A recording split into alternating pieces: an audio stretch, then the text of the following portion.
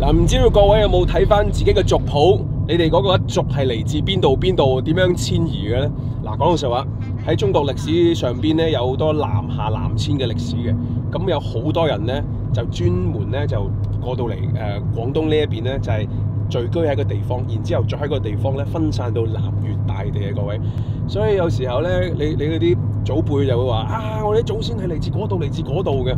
咁呢個地方咧，對於佢哋老人家心目當中係一個好神聖嘅地位，就係、好出名嘅地方。南雄嘅珠璣古巷，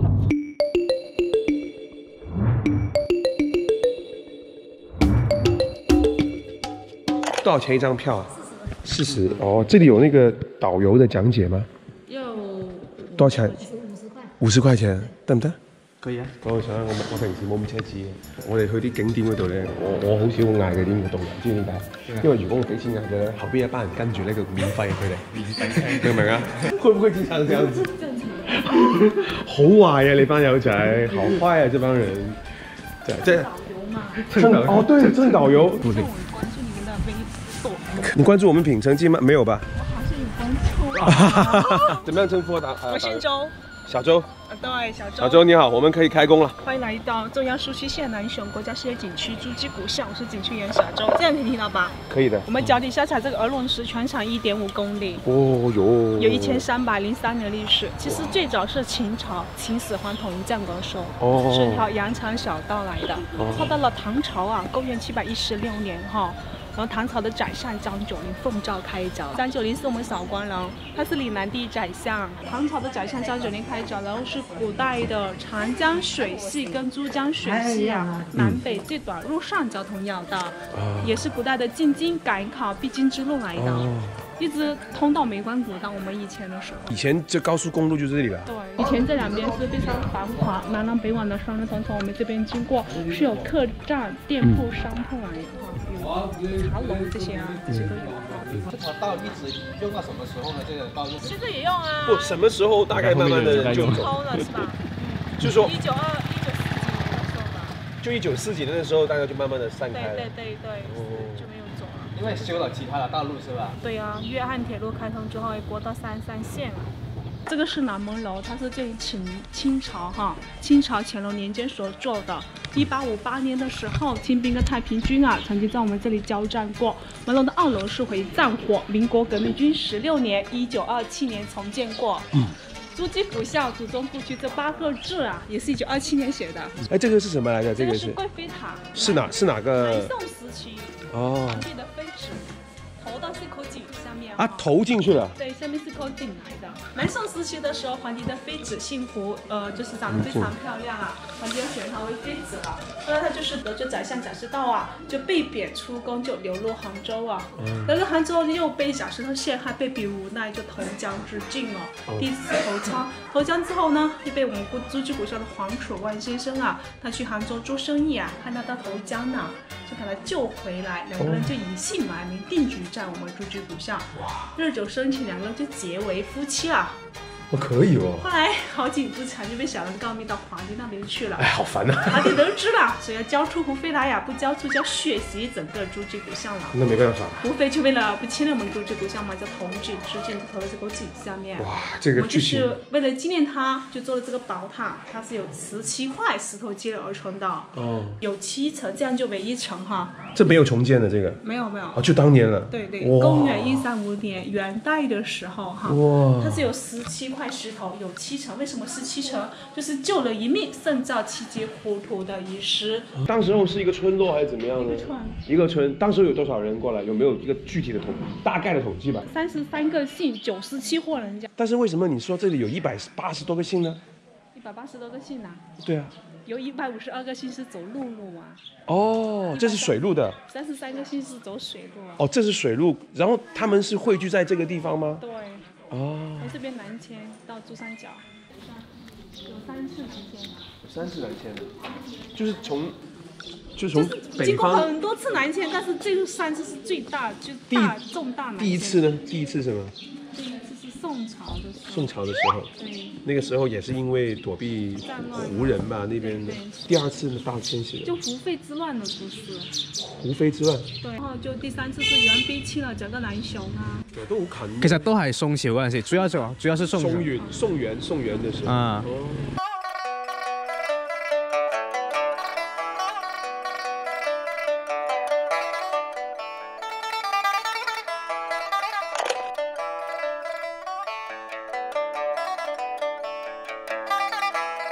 其實嗰邊咧一路過去咧，又或者嗰度行翻上嚟咧，嗰邊就係珠璣古巷嘅。咁但係個中可能有啲地方係毀壞咗嘅。咁我哋嚟到呢個地方，其實一路咁樣行上去呢條古道上邊咧，就會去到呢一個梅關啊。上過去嗰邊咧，落咗去之後，嗰邊就係江西㗎啦。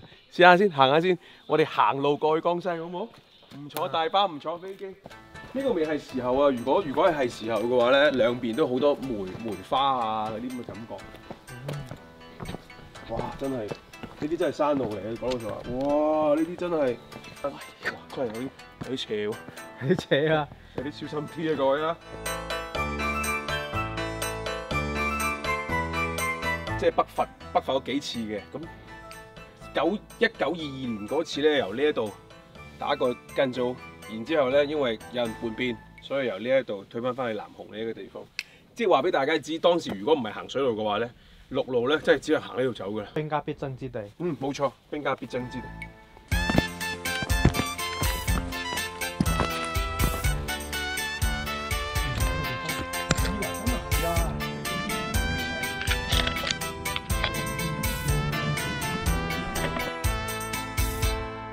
見到啲乜嘢？見到啲乜嘢先講？真係野山雞嚟，睇唔到嗰隻嘅？飛㗎係嘛？嗰隻白色㗎。呢隻白色嘅野山雞啊！哇！呢隻野生嘅呢隻，佢識唔識飛㗎？可以啊！呢啲山雞啊！哇！哇！白色的背，很長的尾巴，那個是野山雞嗎？那個是來刺，也是野雞的一種。來刺，哇，很漂亮啊！很漂亮。野生的吧？對呀，你們沒打吧？沒打，好有仙氣啊！從這邊飛了過去。是啊，我們那裡吃這個的，有時有一些那個生的那些飯啊菜啊，我們就到那個吃。哦，多嗎？它這個保有量這邊？哇，很漂亮。比較多，對，白色的。哇，好鮮啊！一條尾巴，哇，就飛過去。哇，好漂亮！呢個好地方，好地方，好地方，好地方。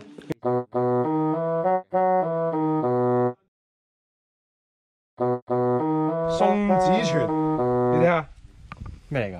先掟個蚊零1毫子1分錢嗰啲咁嘅人真係，唉，算啦，你係掟咗100蚊落去啊！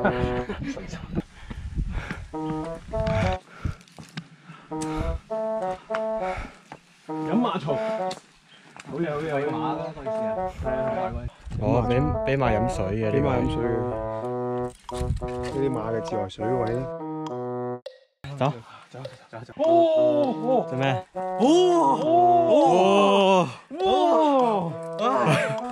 啦！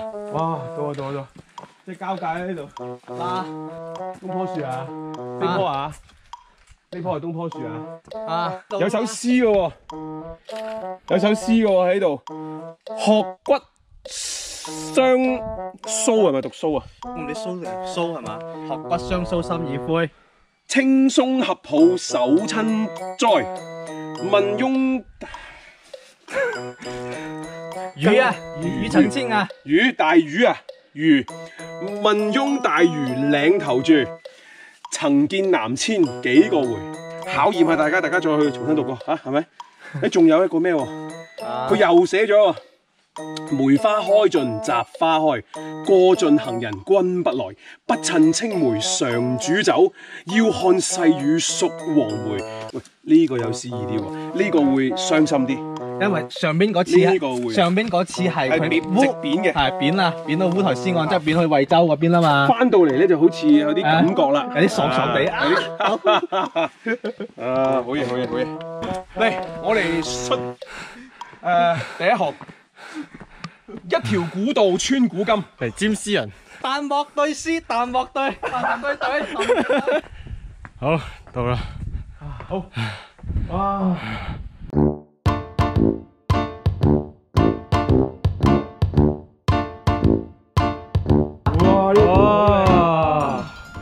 哋而家係去咗江西啦。江西啊，江西，睇下個地圖先，我睇個地圖係咪真係？睇下地圖係咪出咗省？哎呀，真係，誒嗱線，睇唔睇到條線啊？條線冇咗。嚟就係條線，呢條線。哦，跟咗已經係跟咗啦。突然間凍凍地，呢就係韓風啊，明唔明意思？呢個韓風同廣東嘅韓風又唔一樣，我只可以咁講。問下師傅，奇怪，師傅，想問一下，這邊是不是那個贛州的邊界啊？這裡是贛州嘞，這是贛州，這裡是贛州了，就是江西的這邊是吧？下去什麼村呢？啊，接下去什麼村呢？這下去是大嶼縣了，大嶼縣，贛州市大嶼縣。哦，哇！睇下下邊，哇！江西的朋友們，你們的米粉，我們來了。嗱，下邊都有人㗎，其實下邊都有人㗎。啊，佢哋慢慢又係咁樣，佢哋咁樣步行上嚟一樣嘅，其實一樣。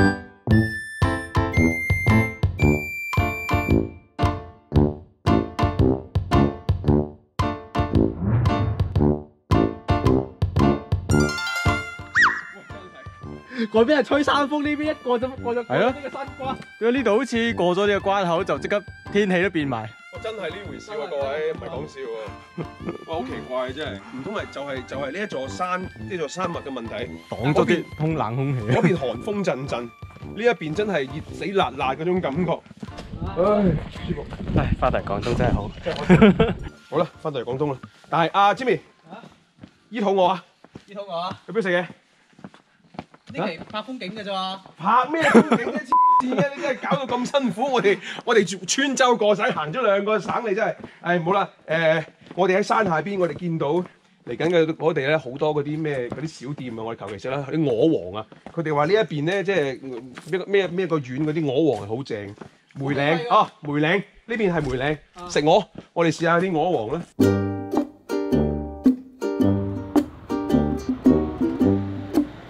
嗱，我哋而家咧喺呢一個G20、G323國道啦，其實呢一邊咧係梅嶺嘅，梅嶺咁，因為你呢邊咧見到沿路真係有20幾30間，都係叫鵝黃咩鵝黃咩鵝黃咩鵝黃，睇你梅嶺呢個地方咧，我係黑星嚟講，對我嚟講係黑星嚟。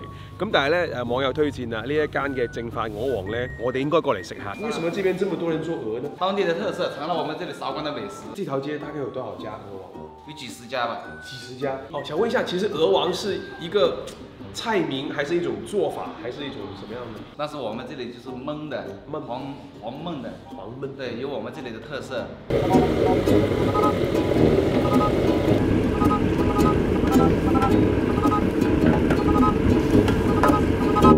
呢個餸個面正，我試下啲味道先。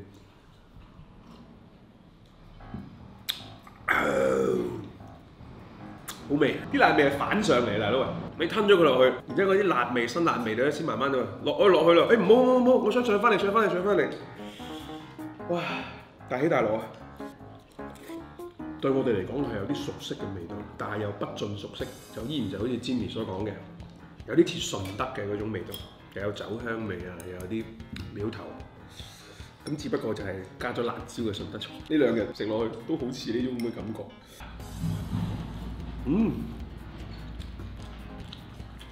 應該燜得好爽，好似哇好順飯啲。佢又會令你流口水喎呢樣嘢，即係種感覺就係、你想追住嚟食，但係呢個辣度咧係微辣。正規嚟講咧，可能再俾佢辣過咧，我覺得我真係有啲難接受。星哥，唔該。